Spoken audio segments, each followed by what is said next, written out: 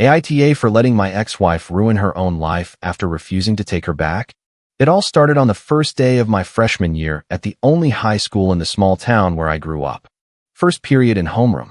We had assigned seats because even though it was just a study hall, the teacher in charge was a real stickler for rules. And yes, I ended up sitting next to what I thought was the prettiest girl I had ever seen. Let's call her Megan. Megan and I immediately hit it off. Her family, and she had just arrived from the big city. Her mother had grown up here, and they were back for good. By the end of the month, she was my date for the homecoming dance, and by the end of the year, we were officially a couple. We stayed together all through high school, and I proposed to her on the night of our prom. We were young but in love and convinced that our love would last forever. So we got married shortly after graduation in my grandmother's barn decorated in a rustic chic style. Then we went off to college in the city. We both stayed in state, close to home and to each other. I went into finance, she went into biology. When we graduated, we both found jobs in the city right away. So we stayed there. I was lucky enough to graduate at a very good time for the industry. I scored big on a few investments, and by 21, we had already put down the down payment for our dream home in a nice suburban neighborhood. We wanted to stay close to the city, especially at the beginning of our careers. But I wanted to find that sense of community I had grown up in. So we picked the perfect neighborhood. We had not yet decided when we wanted to have kids, but the place was clearly family-friendly. It was a good mix of older people and young families with long-time residents and newcomers. Even though we were a little younger than the average, I would say we fit in perfectly. The following year, I became the neighborhood events coordinator, a role I still proudly hold today. Honestly, it is something that keeps me active and connected when I am not swamped with work, and I really love it. But as I was discovering myself, I felt that Megan was not growing with me. It is hard to explain. It sounds bad saying it like that, but I will try. Through college and our first year as young adults at work, she stayed exactly the same girl I had fallen in love with. That was the problem. She stayed exactly the same, completely stuck. And her college friend group was so much like high school cheerleaders, right down to the petty arguments and drama. At the risk of sounding obnoxious, I felt like I was growing, maturing, becoming a real adult. Megan, she was still in her high school era to be completely honest, and it felt different. I only brought the subject up once because shortly after, the COVID pandemic hit and she lost her job. I did not want to make her feel even worse while she was going through that. Fortunately, I could work from home without any issues. So money was not a concern. I used that time together to focus on reconnecting and realigning our goals as a couple. I thought we had made it, that this shared bubble had brought us closer. We were back in a much better place. She was happier and had even started getting really involved in our community, going to the local gym and socializing while I worked. It was great. Honestly, when the world started reopening, she could not get her old job back. So, she looked around and landed a job as a dental assistant. It was not her first choice, but I made sure she knew she did not need to work herself to the bone. Seeing her happy with more free time, I was glad to manage our finances. Before anyone accuses me of wanting to trap her financially, know that she comes from a wealthy family and has enough savings to never feel stuck, no matter what happens. I just wanted to give my wife the freedom and flexibility to be truly happy. Everything seemed to be going well. Then one day, I came home and found divorce papers on the coffee table with Megan's suitcases stacked by the door. It completely caught me off guard. I asked her a million questions. Why was she leaving? What was happening? But all she said was that she did not want to be married anymore and that she was leaving. And that was it. 5 years of marriage, 10 years together, and she left with nothing more than a simple goodbye. By the time I gathered my senses and tried to catch up with her, she was gone and had blocked me everywhere. It was the lowest point of my life. So, forgive me for not sharing every detail. I spent the first week oscillating between denying that it was some kind of joke and absolute misery, wallowing in pain, self-pity, and all the other emotions that come with a sudden divorce. Then on a Sunday morning, a week and a day after she left, I got a text from a friend who lived down the street. It was just a question mark and an attached photo. A picture taken at the neighbor's son's 18th birthday party. Someone had tagged him on social media that Friday. He was in front of the cake, with his arms around my wife. I had not told anyone that Megan had left me that week. I had not even started to accept it myself. So, Imagine my friend's confusion seeing a woman he thought was happily married clinging to a teenager. I will spare you the details of my denial and the deep dive we took searching for more pictures from the party.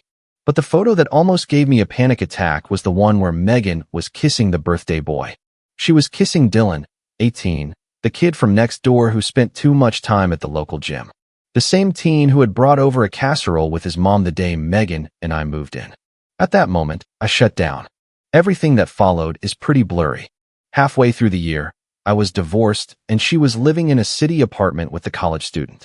What made things harder was that her parents, who I had first met at 14 when I went to pick her up for the homecoming dance, and who had become like second parents to me, welcomed him like he was a king. Yes, they adopted him as if I had never existed. They handled much of the divorce process since Megan needed space, and all the while, they treated me coldly, as if I were someone who had wronged them, not their son-in-law. I am not going to list all the cruel things they said or did during the divorce because I do not want to relive that, and because neither of us has the time for that endless list. But if Megan leaving was an open wound, her parents were the salt rubbed into it. The coldness from her father especially hurt me. He had always said I was more like a son to him than Megan was like a daughter. It has been 2 years since all of this happened. I still live in the house I bought for us, but I have rebuilt myself. I am still healing. I have not dated anyone since. I am not ready for that after 10 years with the woman I thought was the love of my life. But I am not a depressed, divorced man hiding from the world either. I am still the neighborhood events coordinator. I still love my community, probably even more now since they're the greatest support group I know, and not once did they try to make me talk about the divorce. I am undoubtedly closer to my friends and family now after having to lean on them for the past 2 years. As much as I have healed, I did not expect to find Megan's parents at my door 2 afternoons ago, trying to convince me to reconcile with their daughter. Get this, apparently Dylan, now 20, had met someone his own age at college obviously and had broken up with Megan. I vaguely knew they were still together, but I avoided any mention of her, as unhealthy as that might sound. But my friends, whom I adore, still managed to give me updates from time to time over these 2 years. Well, apparently, one day he simply told her to leave, saying he had met someone else. And you know what? I understood how he felt. I ended the conversation with Megan's parents as quickly as it had started. When I realized what they were suggesting to me, well, I told them Megan had made her choice. I was not looking for a reconciliation, so I shut the door, and was I disrespectful to them? Maybe, but given their behavior over the past 2 years, I would not call it undeserved. So, that is basically the story. Now, tell me what I should do because honestly, the popular solution is divorce, but that is already done. Update 1.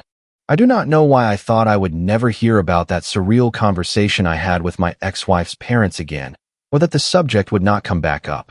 Clearly, I had forgotten how ironic my life gets whenever it involves anything related to Megan. Fortunately, she herself decided to remind me. Just like her parents, she also thought it was normal to show up unannounced at the door of what was once her marital home, now inhabited only by the man she left for a teenager. Well, before I continue, I want to clarify my position on this topic. I have seen some comments and I want to address them right away. I do not blame Dylan. He was only 18 when he started dating Megan, which means he was even younger when they started getting close. We might not be, let's say, old, but we were clearly older than him. Megan is a year older than me, so she is 8 years older than him. Even if what happened between them had started that same year, she was already 25 while he had just turned 18. He is not the one at fault in this story, and I know some people will question my manhood for, let's say, letting a teenager steal my wife. I get it, but what was I supposed to do? He did not do anything wrong. He was just a young man. She was already with him on the exact day he turned 18. She had known him since he was 15. Yes, that is what is truly strange. It is one of the reasons I feel so disconnected from Megan. I had not realized I was with someone capable of entering into such an inappropriate relationship. 7 years of difference does not seem huge in general, but at that age, it is a lot. I was able to remain relatively detached when her parents showed up because I had already dealt with them during the divorce. But when I saw her, trying to act like there was even the slightest chance something could still happen between us, all the anger I had forbidden myself from expressing bubbled to the surface. I did not exactly yell, but I was not friendly. I did not hold back, and I did not filter my words. You would think it might have been therapeutic, but honestly, the anger just drained me. When she had the audacity to start crying and ask if she had really meant so little to me, I was already done. If the only thing she could say in response to my disgust at her behavior toward a young man we had practically watched grow up was that it meant I had never loved her, then I had nothing left to say. Just like I had done with her parents the week before, I slammed the door in her face and walked away. Frankly, you cannot blame me for that. Update 2.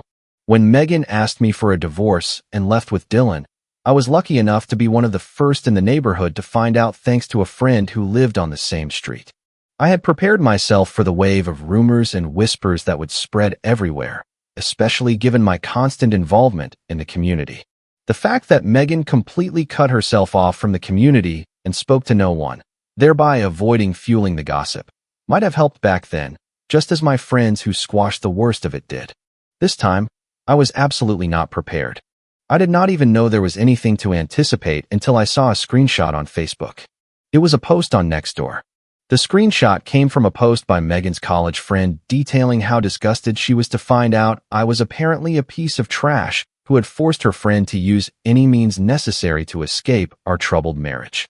That I controlled her financially, first by buying the house, then by making sure she did not take on too many hours when she went back to work, that I stayed home teleworking long after I could have gone back to the office, just to keep an eye on her. The post was long and I read the whole thing, every lie written there. The worst part was the damning final accusation at the end. One last screenshot, a reply from Megan. "Thank you for your support," she had written. "It is because of people like you that I have started speaking out." Barely a week after I rejected her, she was already telling her friends that the reason she left me in the first place was because I had mistreated her. Yes, emotionally, financially, and physically. Simply because I did not want to reconcile with the woman who had betrayed me after 10 years of marriage and who was likely involved with someone else long before that. And because I did not want to remarry her now that her best option had found someone his own age, apparently, I became the villain. I want my response to be measured because I know how fast these things can escalate. I am going to respond. I cannot just stay silent and hope it goes away like the gossip during our divorce. This is something that needs to be handled quickly and effectively. I have an idea of what I want to say, but I thought I would ask here first. Everyone who has followed my updates has enough context to give advice at least. And if there are any public relations experts among you, feel free to chime in as well. What is the best way to clear things up? Update 3. I know a month has passed, and it has been chaotic. I took into account all the comments on my last update, which was helpful, and I thought about everything as deeply as possible while keeping in mind the urgency of addressing the situation. So, I made a post about Megan. I explained in the most honest way possible, without sounding condescending or manipulative, that I had loved my wife. I included a lot of what I had written in my original post here. I stated that I had never, ever mistreated her, neither physically nor financially. Then, I proceeded to address each of the accusations from that Facebook post written by Megan's friend Samantha, point by point. I provided as much information as possible to refute every claim. I knew the people who would read my post knew me. I tried to lean on that, hoping to remind them that they had known me all these years, that I was not a monster hiding in a dark corner of my mind, taking my anger out on my wife. I also attached the photos of my wife kissing at what was clearly an 18th birthday party. As I said, there was nothing illegal about kissing an 18-year-old, but as many pointed out, it was obvious the relationship might have started earlier. Toward the end, I mentioned the 2 visits I had received. First from Megan's parents, then from Megan herself. I detailed absolutely everything my updates here had already covered, and I explained how I suspected this post was the result of Megan retaliating after I refused a reconciliation, or perhaps the result of twisted confidences by Samantha, who had misunderstood or exaggerated, thinking she was protecting her. I do not know, the outcome has been mixed. Several members of our community, some of whom had commented on Samantha's post, replied to mine either apologizing for not having the whole story before reacting, or apologizing that I was being accused of something so serious. Dylan's parents were among those who reacted, offering their support against the blatantly false accusations. Others, however, stood their ground, and I can understand their reasons for believing a potential victim. But in this case, she is not really a victim. She is acting. What I do not understand, though, Is people going out of their way to attack me when all they have is hearsay from a woman almost no one here truly knows? Samantha, whom maybe only 2 people in the neighborhood have ever met, or even Megan, who has had no contact with anyone, including Dylan's parents, for 2 whole years. This morning when I stepped out of my house, I found accusatory words written in red lipstick across my windshield. I walked back toward the house and found the entire front covered in eggs and my mailbox stuffed with hate mail. I do not know if it is community members or Megan herself, but it is ridiculous. Over a screenshot of a Facebook post, people decided to throw eggs at my house and write in lipstick on my car. When people identify with someone, even when they are on the wrong side of the story, they can go this far. Update 4. I have been the neighborhood events coordinator for 4 years. It is a position I hold with pride. Organizing events to bring my community together is something I find incredibly important and deeply rewarding. It helps me relieve pressure from work, build strong bonds with my neighbors, and stay involved, which I love. Last week, I was told it would be better if I stepped down from this position I have held for almost half a decade so that I could, quote, focus on personal matters since I was causing a bit of a stir right now. I was informed that my role might be reevaluated once my life was back in order. I never would have thought a simple post, filled entirely with lies and exaggeration, could have such a severe impact on my life. I endured the contempt and judgment of my friends, family, and community without complaining. I told my side of the story and stuck to it, thinking that with time, the world would move on and set aside my ex-wife's baseless accusations. Obviously, I underestimated the impact this could have. This time, it was a community leadership position. I was not going to wait until my job was affected or for things to go even further. So, the very day I was told I had to step down as coordinator, I contacted my lawyer. I provided him with all possible evidence, everything that could be relevant to the case, and I told him I wanted to sue Samantha for what her words had done to my life. He told me it was entirely possible.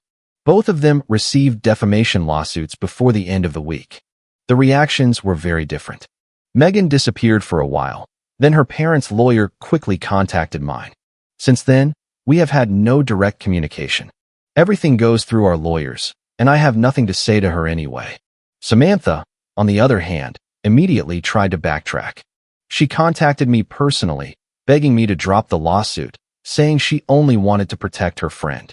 She promised to delete everything she had said about me online and to never bother me again. I told her I was not dropping the suit.